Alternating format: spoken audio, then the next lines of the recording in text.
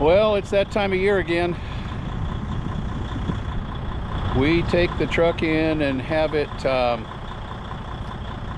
maintained. We have the oil change, fuel filters changed, check the air filters, do a safety check on it, lube it every fall. And it's that time of year, time to get back on the road and make sure that our equipment's working properly. So this is all about maintaining your equipment and maintenance. 3, 2, 1, action.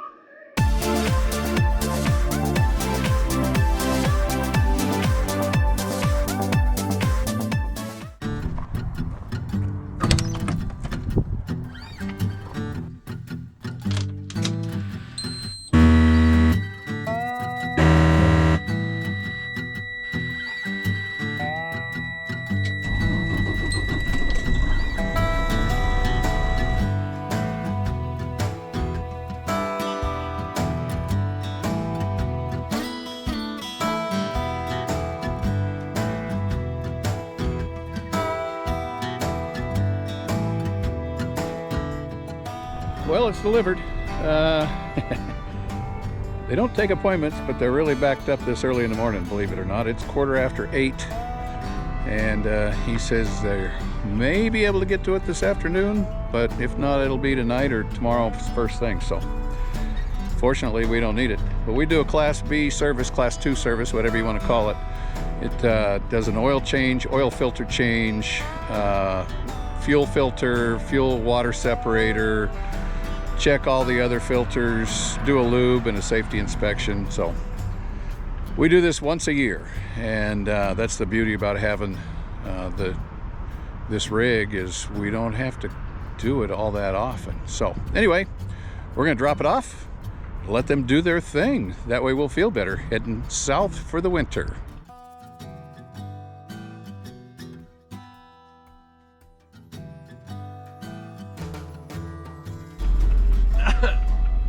What? How much? Well, he gave us a special discount because we're YouTubers and not commercial, and we come back year after year, but $874.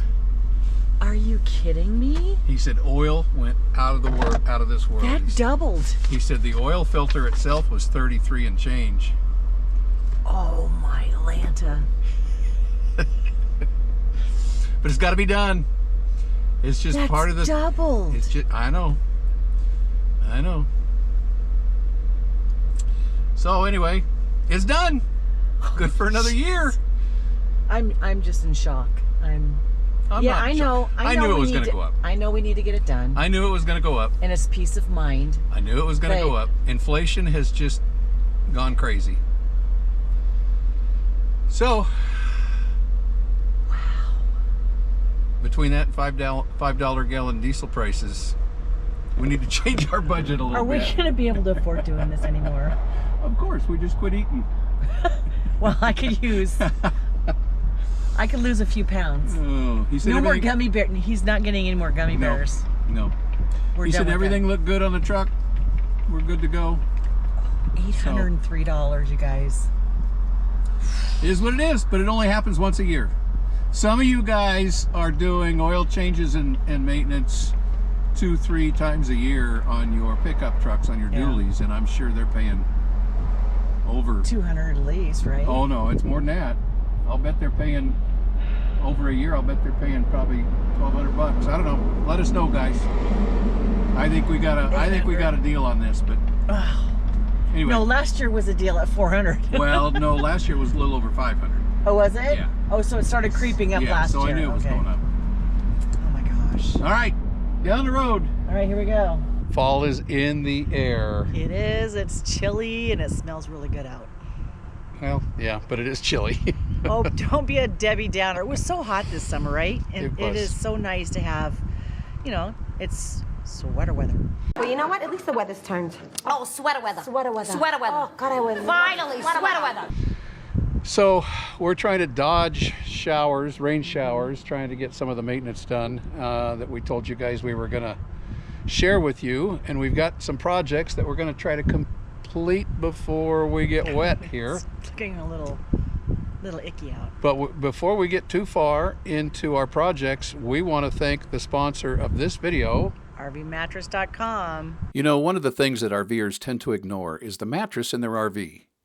We've been RVing for over 40 years, and that's one of the upgrades that we never did. We always thought the mattress that came in our RV was okay, so we never changed it out. Until now. A good night's sleep is essential to stay alert and rested while traveling, and the standard RV mattresses that come with your typical RV aren't very comfortable. In fact, if we ever purchase a new RV in the future, we'll delete the standard mattress that comes with the rig and replace it with one from RVmattress.com. RVs have special mattress sizes, such as short queen, a short king, RV king. There are 3 RV king sizes. And in RV bunks, there are 7 RV bunk sizes. Make sure you measure the platform on your bed to determine the size that you need.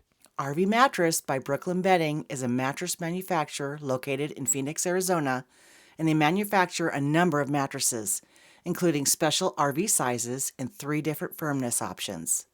They have a 120-night sleep guarantee and a 10-year warranty and free shipping. We have the Aurora Lux, which has advanced cooling technology, and quite honestly, it's a little hard for Kelly to get out of bed in the morning. We looked at their firmness chart and decided, based on our body weight and sleep patterns, to try out the medium firmness. It comes in a box, is vacuum wrapped, and we loaded it into the RV and started unwrapping. Once you get the plastic off, it balloons out into shape, and in no time you're sleeping on your new mattress. We had no idea what we'd been missing all those years. We are so happy with this new mattress. We've been sleeping on our new mattress for over a year and absolutely love it. We want to thank RV Mattress from Brooklyn Bedding for being a sponsor to this channel, and we have partnered with them to offer a special discount for our community. Visit rvmattress.com/sweettravels to get 25% off your mattress with the code SweetTravels. We've been working with Brooklyn Bedding for the last year and a half now. It's crazy. It's gone by so fast. And they are such an amazing company to work with. Yeah, they really are. And a lot of you have already purchased mattresses through our link with Brooklyn Bedding.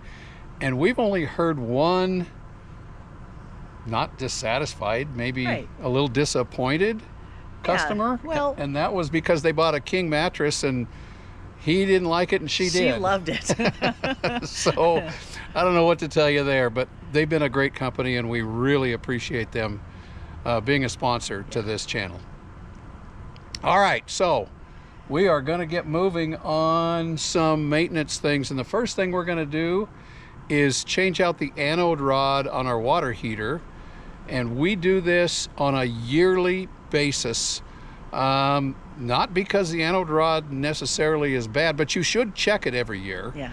And those of you, so I'm going to split this up into 2 categories. Those of you that are full-time, you want to check your anode rod once a year, at least once a year. Yeah. Because it's designed to take the corrosion out of the tank rather than the tank rotting from within. And if you have an aluminum tank, there's 2 types of tanks.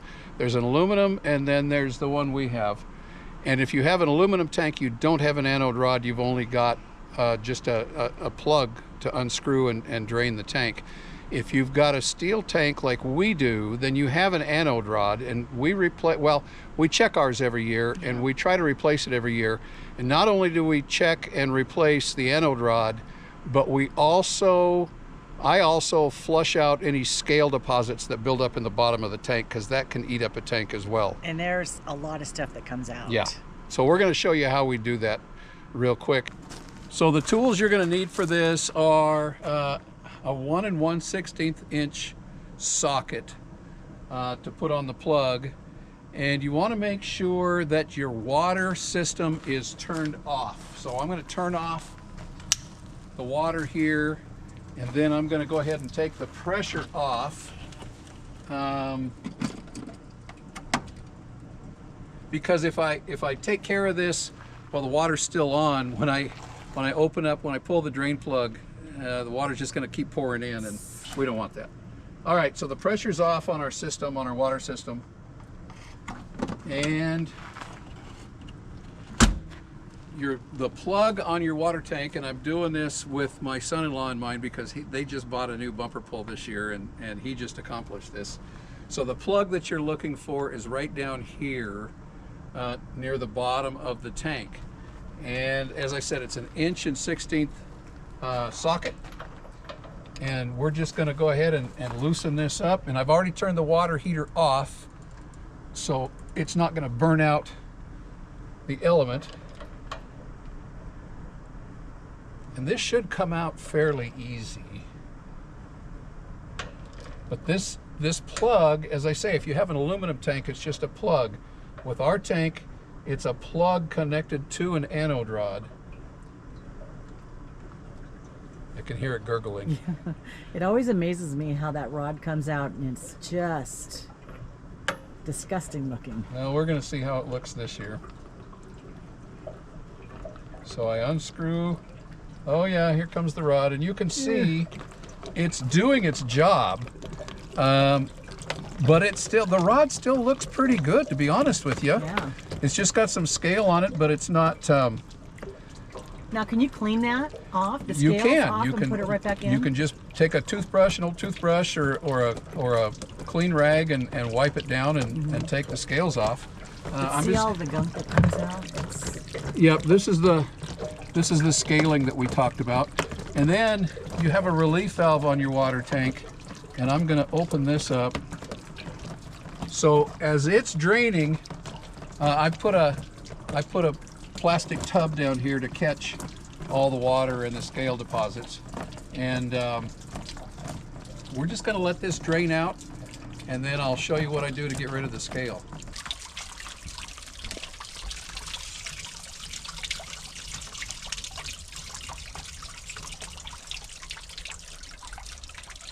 Looks like styrofoam.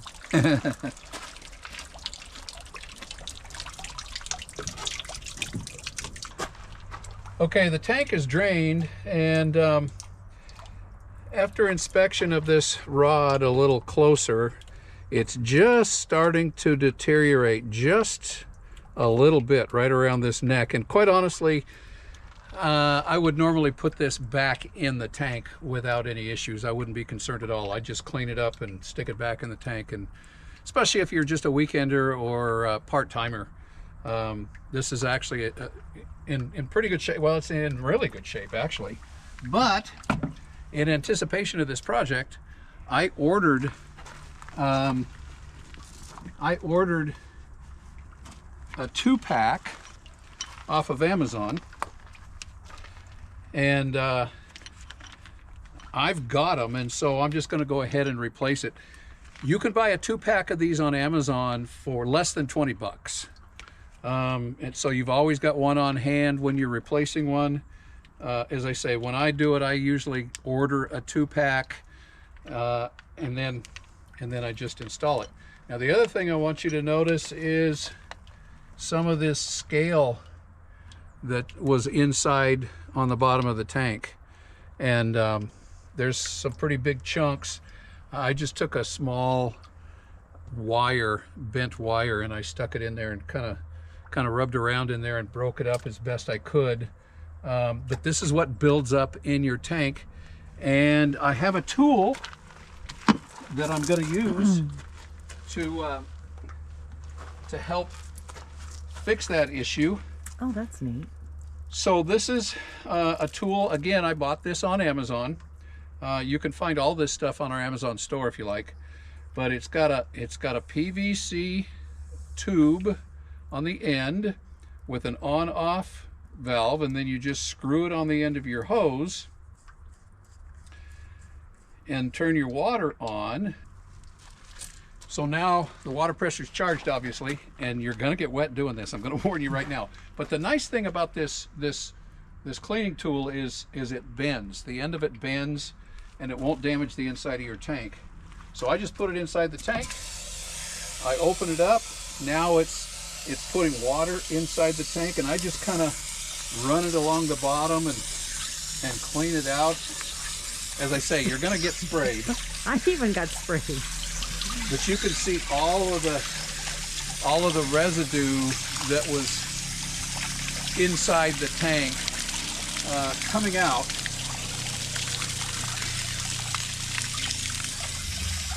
And it doesn't take a whole lot to clean it out. But I do this 3 or 4 times until I stop getting residue coming out of the tank.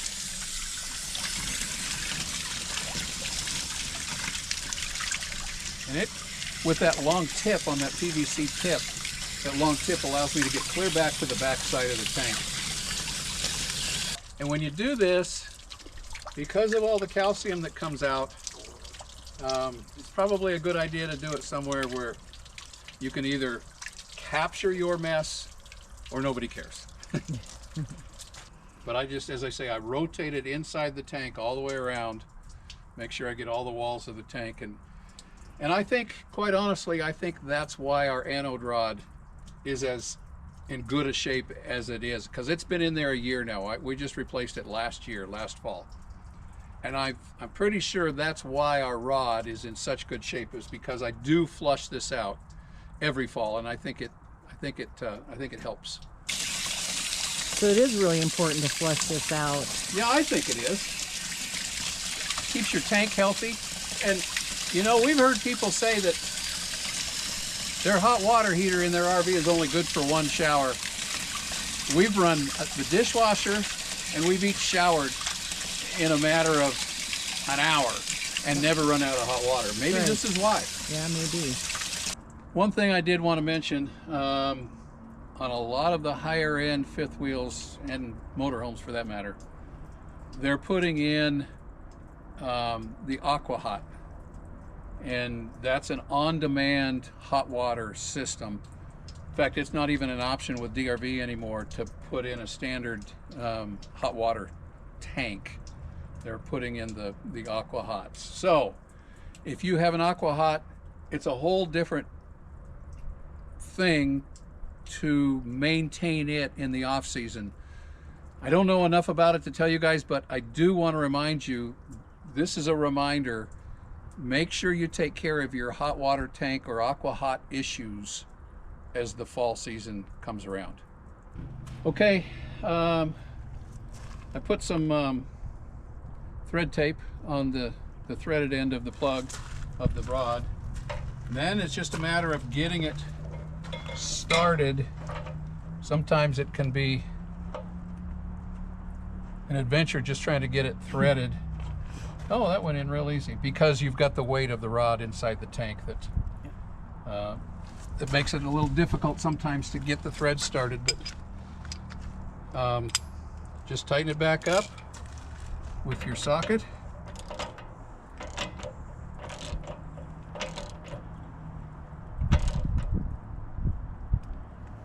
And we're good. All right, before we turn the water back onto the coach, there's one more thing that I do since I've got the water for the coach shut off. I want to change my in-house water filter. So DRV, if you're not familiar with the DRV system, they put in a water manifold right behind the basement door, and the in-house water filter is just like a regular sticks and bricks water filter right here. Now this is where I store my Starlink cable. So it's just a matter of taking that down, putting a towel underneath the water filter, and because the water is still off,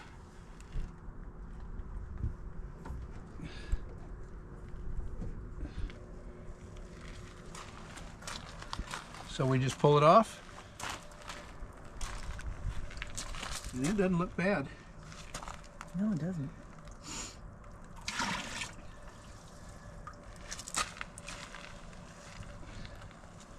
So if you don't have a whole in-house water filter in your RV, then obviously you don't need to do this. But this is a reminder to tell you to check your water filters, whether you have a a triple filter system or just an inline filter, these filters should be changed about once every 3 months. So just keep an eye on them. This is just a reminder for you guys to change out your water filter. These filters, these replacement filters, you can get these on Amazon as well. I usually just pick them up from Lowe's. It's just a standard in-house stand-up water filter. And you just put the cartridge inside, screw it back on. I'm going to leave the towel under there just in case. All right, it is time to turn the water back on in the coach. Yay.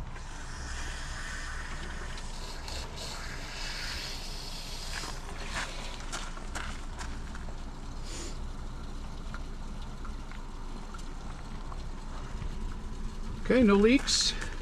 The biggest thing you need to be aware of when you change out your anode rod is you may have to come back and retweak the rod as it warms up. I've had it just barely drip, and it's just a matter of just maybe a 1/16 of a turn to tighten it back up. Okay, it's starting to rain. I'm going to send Kelly inside. We're going to have to call the maintenance done for today. Well, the rain finally subsided, and it's been a pretty nice day today. Got a couple more things done.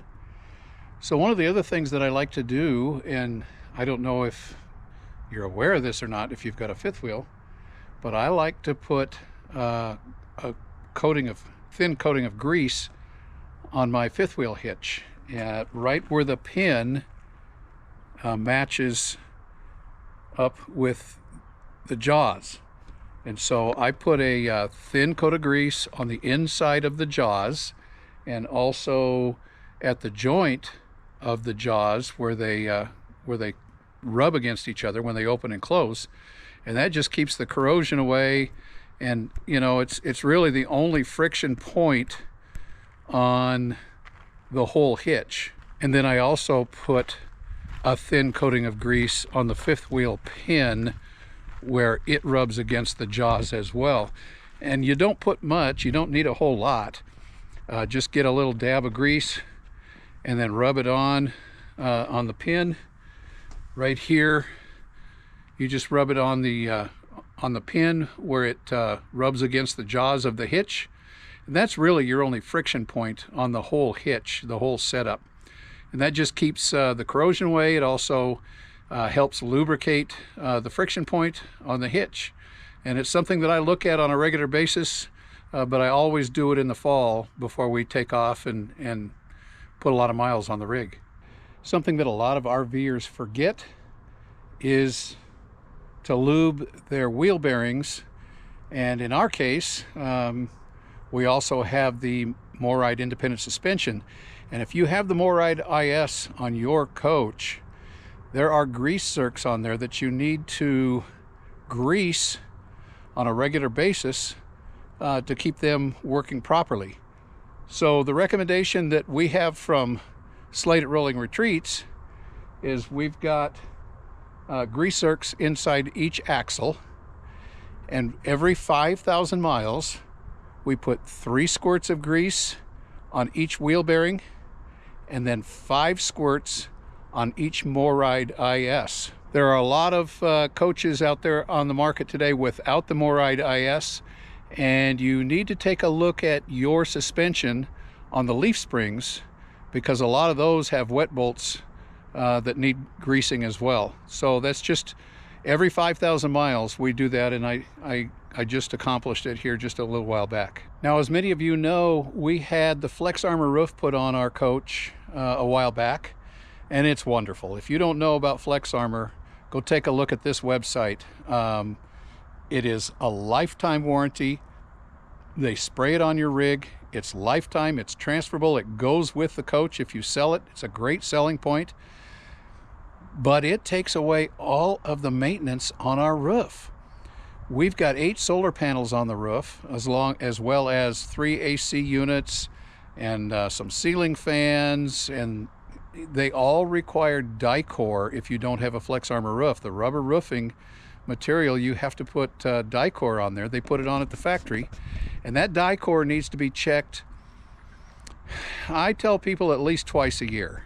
You need to get up there, make sure it's not cracking, make sure that it's clean, make sure that it's not peeling away, make sure you don't have any pinholes, and that's a long-term job. But with this Flex Armor roof, we don't have any of that. But if you've still got a rubber roof and Dicor on your roof, that's something that you need to take a look at before you take off for the winter. Another thing that we do before we take off for the winter, our AC units have been going all summer long. And the return air ducts on our AC, they get really, really dirty. And so we go through, and we've got 2 return ducts in the bedroom, we've got 2 in the living room and 2 in the garage. Those are the return air ducts for the AC unit, and they've each got a filter inside there. You need to take the grate off, take the filter out, wash the filter, and make sure that your AC or heat pump is getting good airflow before you travel south. Well, those are the things that we pay close attention to before we take off for the winter. Yes, we love snowbirding, and doing these things before we go assures us that we've taken quite a bit of things off the table of what could go wrong. Yeah, we don't want any catastrophic events while we're running down the road, and as long as we do our preventive maintenance, that puts a peace of mind. It does, it really does. And it makes the trip a whole lot nicer. Well, that's one less thing you have to worry about. All right, so a couple of things that I do want to mention, that, you know, it's not maintenance, but it's inspection, and it should be done on a regular basis. Number one are your tires. Make sure that your tires are wearing properly. Yes. There is an alignment on fifth wheels, if you're not aware of that, and if your alignment is out, your tires can wear uneven, and that's something that I actually inspect on a pretty regular basis. Yeah, we've had that happen. Yeah, in fact, every time we stop at a rest area or whatever, I walk around the rig, I make sure that everything looks like it's safe and proper, but I also look at the tread on the tires to make sure that they're wearing properly, and it's just something that I keep up on. Now, one of the things that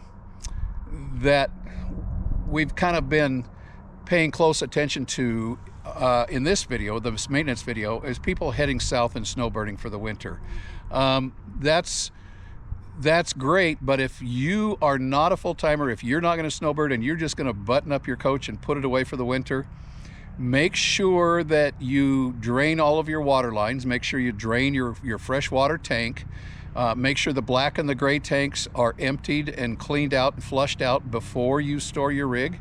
Battery maintenance is another thing that you guys need to be paying attention to. If you don't have lithium batteries and you still have wet cells in your rig, make sure the water's topped off. In fact, what we used to do when we put our rig away for the winter was we would pull the batteries out of the coach, top off the water, give them a full charge, and then put them in an inside space like the basement or your garage or something of that nature, just to keep them from freezing in the winter and draining, completely draining out. If you do blow out your system with air like we used to do, the water system, make sure that you fill the P-traps. Put a little bit of RV antifreeze in the P-traps. Just pour a little bit down the drain of your sinks and your shower, and make sure that the P-traps have got some antifreeze in them. And also just make sure when you do your hot water tank maintenance, if you're going to put it away for the season, I just used to leave my plug out of the hot water tank and just let it sit and dry all season long, and then I just put the anode rod inside that compartment and then put the cover back on, and it's there ready to go again in the spring. So if you're not going to snowbird for the winter, I'm sorry. I am too. You can live vicariously through us on the road. Yes, come and visit us. Come and join us on the road. If you're headed south for the winter and you're going to snowbird for the winter, please travel safe. Yes. And if you do your maintenance, if you do a good job on your maintenance, it'll make the trip a whole lot nicer. It will. All right, so we hope you learned at least a little something out of this video. At least one thing, right? Yeah. So anyway, we're going to wrap this one up from Superior, Montana. It all starts with an idea. Turn those ideas into reality, guys, and make some great memories. We're about ready to hit the road and head south, and so we'll talk to you next week. Bye-bye.